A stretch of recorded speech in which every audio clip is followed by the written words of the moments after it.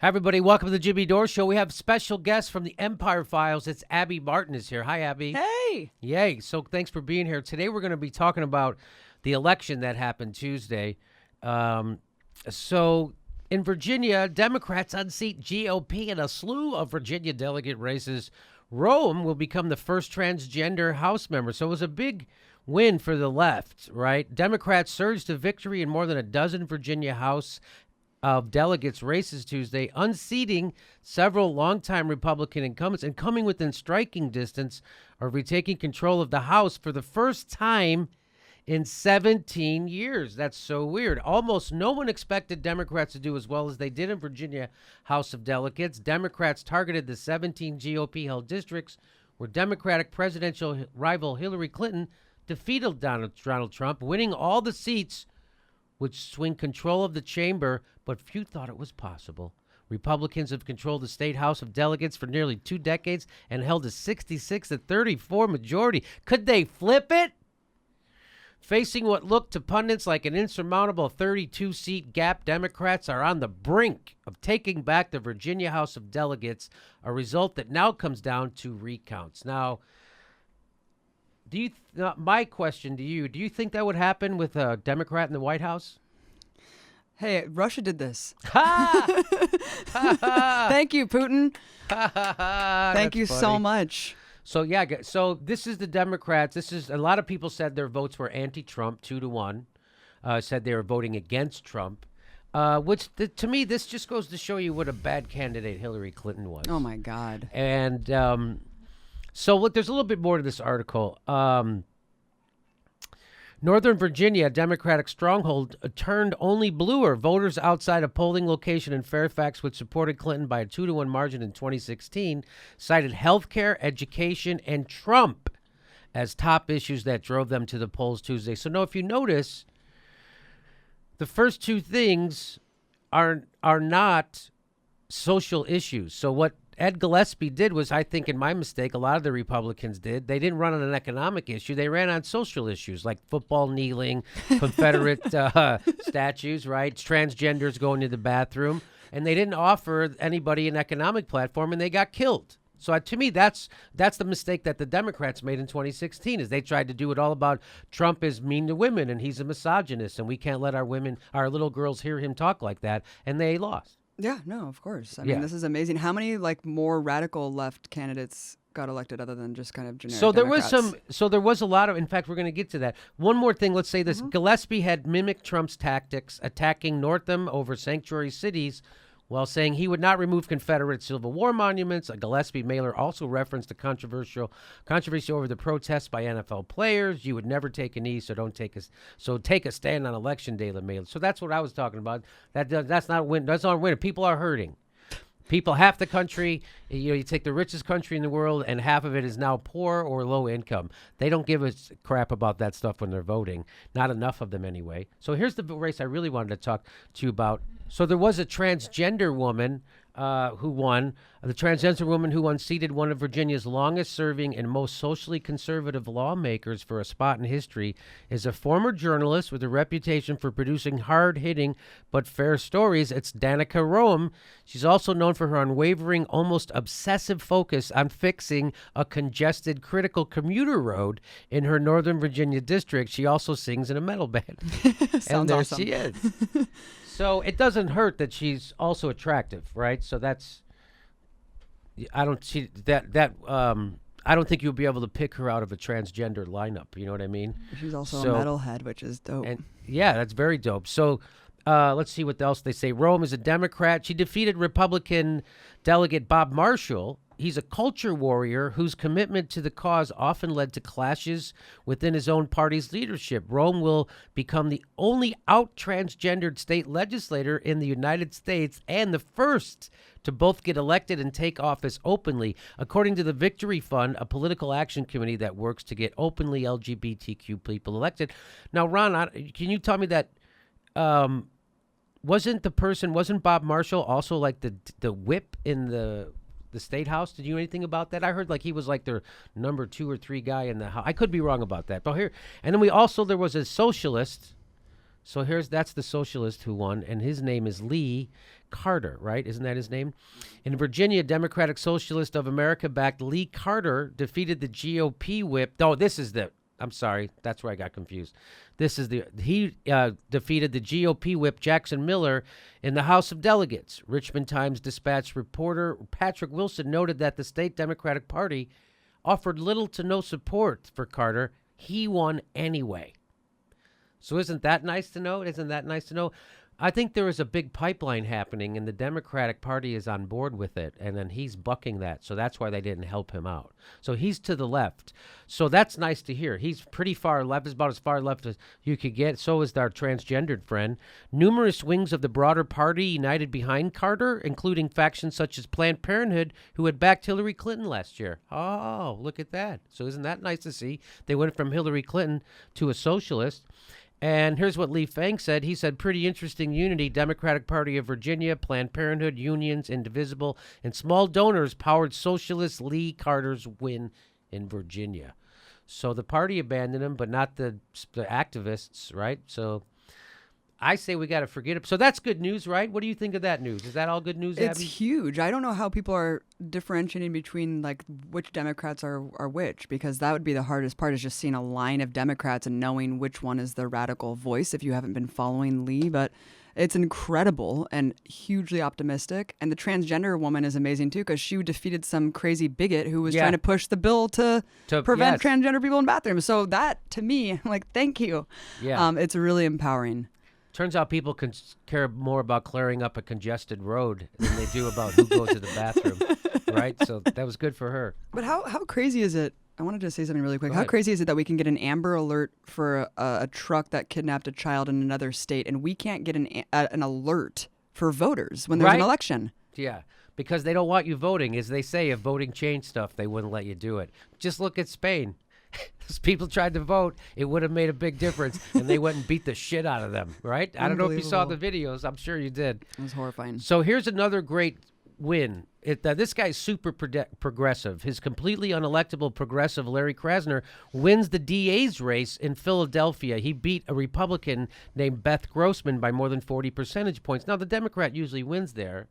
That's not the big deal, but it's what kind of a Democrat he is, and the other Democrats he had to beat to get that primary nomination. His name is, his name is Krasner, but Charles Ellison wrote in October that Krasner, quote, may end up throwing this away, meaning this election. GOP voters were feeling more optimistic than usual, too, and why wouldn't they? The city police union with the Philadelphia Inquirer, both of which often backed Democrats, endorsed Grossman, the Republican. So you got the police union in the paper, because that guy's a progressive. They can't get behind a progressive. They'd rather win with a Republican than win with a progressive. That's the fact. Or lose to a Republican than win with a progressive. And there it is right there. I'm surprised to say it, said 90-year-old Northeast Philly resident William Britt, smiling after he cast a vote this morning. But I think she has a chance, meaning the Republican. So that's what they were saying. Oh, this progressive might lose. So Krasner's victory, he didn't lose. He won. Krasner's victory indicates that progressives are growing more powerful in a city that has typically been more mainstream. In Philadelphia's 2016 primary, Hillary Clinton defeated Bernie Sanders by double digits. Think about that. And then this guy who's super progressive, and how progressive is he? Well, that's quite different from what happened today and in this year's primary, when Krasner rose to the top of a crowded field of Democrats with the most left-wing platform in the race. How left-wing was he? Well, The Atlantic wrote that Krasner wouldn't be the first reform-minded prosecutor to take office, a term used to describe the growing cohort of district and state attorneys vowing to overhaul cash bail, abolish the death penalty, and crack down on police corruption. But he would be the first progressive in this pool, a distinction that takes on extra weight at a time when the Justice Department is moving right. So that's from PhillyMag.com, and most of his opponents, including Grossman, were longtime prosecutors. Krasner himself, get this, he has never worked for the DA's office a day in his life. He's a civil rights and defense attorney who has represented Black Lives Matter and Occupy Philly, who has also sued the police department and city hall more than 75 times and promised never to seek the death penalty or bring cases based on illegal searches. Krasner once joked that he'd spent a career becoming completely unelectable. So that's good news, right? Oh, that's amazing. I mean, it's just like the Bernie Sanders syndrome. How many times do establishment Democrats and Republicans say you're unelectable? These policies are not popular here. Well, look at the polls. Of course this is popular. People love this. This is amazing. I would have voted for this guy. This is so incredible. And it shows also to me that people see through the establishment institutions like the police union, the Right. newspaper, and they see what's they didn't. So that to me that tells me the police union doesn't have any influence anymore in politics in Philly because this guy's super lefty, sues the police department 75 times, and he wins overwhelmingly, right? So that's good. People are starting to see through the establishment institutions that they're corrupt. And so what's happening is that they start screaming Russia, right? So to me, that's what's happening. Oh, my God, people are seeing through our bullshit. Right. And now Russia, Russia, Russia. So now that a lot of Democrats who are progressives won, are we going to...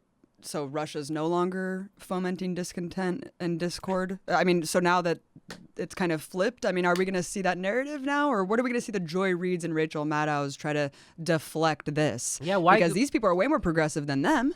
Why didn't Russia interfere in this election? Right. They're just letting it happen. Russia's just going to take it. Russia's going to let this happen? Come on, Putin.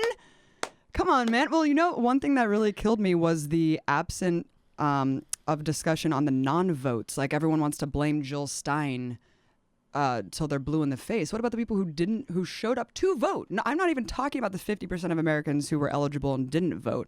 The people who actually showed up to the polls, voted for everything, and left President blank. Yeah. That amount of people actually almost doubled Jill Stein across the entire country. No kidding. I didn't know that. Oh, really? So why don't we talk about that? Why? Because that it hurts their narrative of the Russians screwed over the election, right? And that Jill Stein stole it. Jill Stein. Jill Stein. I knew it was somebody with no money and no power. I was sure of it. I thought it was certainly Susan Sarandon at first. You know what we say? If the Democrats blame Susan Sarandon for Trump winning, they're also wiped out at the state level. They lost 1,000 seats, right, in the governorships. Who do they blame for that? Molly Ringwald? Roseanne. Yeah, it's just amazing to see how horrible the Democrats are at winning elections and how good they are at pointing a finger at people. So, well, once President Baked Alaska is in, the Democrats will be lauding Trump as a distinguished, how much they miss him and how presidential he was. Yes, and Keith Olbermann will issue an apology. Yeah, he's going to issue an apology to Ivanka. I'm really sorry. In fact, your father is my favorite political candidate of the 21st century. Oof, okay. All right, well, that's our big. It turns out that if to the more to the left you were, the people seem to be choosing. I saw my friend Kyle Kalinske make this point, and so I'll repeat it. That it seemed that the people voted for the farthest left candidate. There was a possible in most of the races. Right now, again, this wasn't Wisconsin, right, or Michigan. Where Trump beat Hillary Clinton. This happened in Virginia and Pennsylvania, and Trump actually lost in Virginia. So Hillary Clinton did carry Virginia to begin with.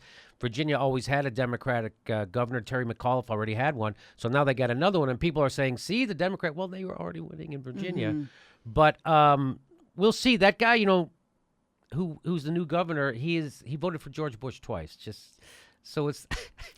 Damn it! I know. So I think the establishment will take all the wrong lessons from this, which is that they're going to say to themselves, all we have to do is not be Trump. Right. Again, which was their 2016 strategy. And because I already saw people saying this was how it's supposed to work in 2016. Well, it kind of did work that way, except in the Rust Belt, right? So I don't know what the hell I was going to say next. Turns out you need policies that people care about. Turns out, yeah, policies don't hurt, right? If you actually run on policies. What do you think about the Democrats that people say, oh, they're running identity politics? What do you make of that? Well, they are in the worst way possible. Identity politics are a very real thing, but they've been hijacked by the establishment they've hijacked all the revolutionary rhetoric and packaged it for more like corporatism. So I think that is completely offensive.